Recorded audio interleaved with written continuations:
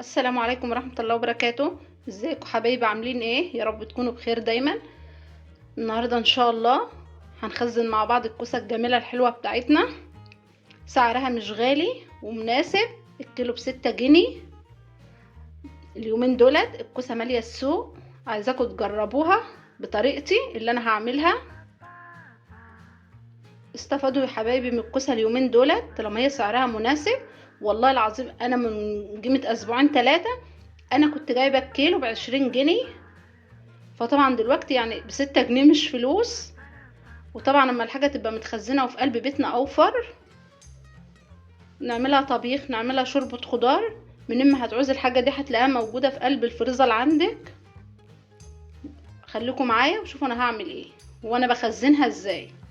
لو الفيديو عجبكم يا ريت ما تدعموني بلايك وشير عشان يوصلكم كل حاجه حلوه انا بعملها دايما. ما تبخلوش عليا، اهم حاجه بلايك وشير. بصوا هنبتدي كده نجيب الكوسه، هنقطع الحته اللي فوق دي ودي، ونبتدي حبيبتي بالمجوار. هنعمل كده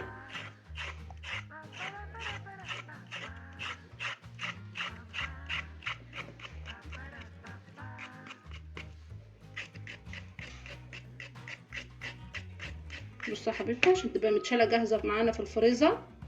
هنعمل كمان واحده، هنشيل برضو دي وهنا برضو بالمجوار حبيبتي.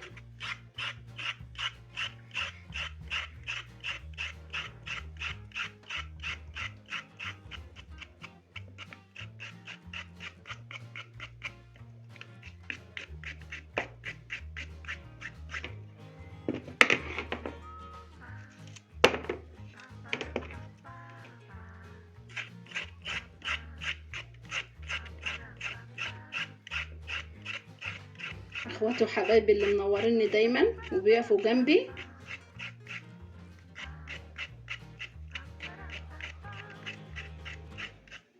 بصوا عملت كده 3 هوله، شايفين شكلهم ومنظرهم.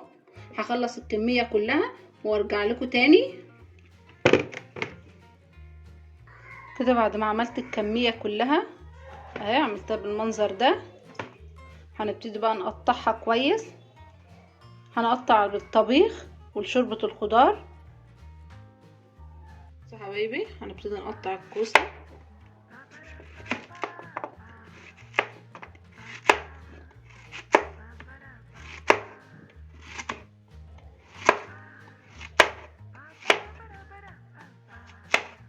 نقطعها كلها السمك كده اهو، ما تكونش رهيفة قوي. هنبتدي برضو نقطعها لشوربة الخضار.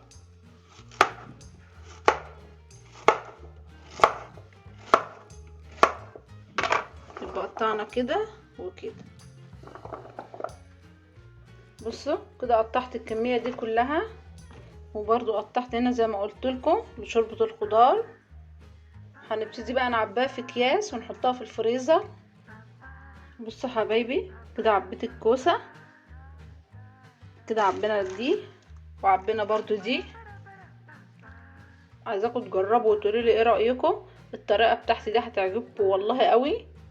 جربوا وقولوا لي ايه رايكم، ولو الوصفه بتاعتي عجبتكم يا ريت ما تنسونوش في لايك وشير وتفعلوا الجرس. ولو اول مره تزوروني يا ريت اشتراك حلو ولايك حلو عشان يوصلكم كل حاجه حلوه انا بعملها.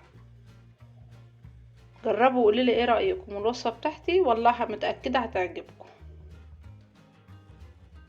مع السلامه.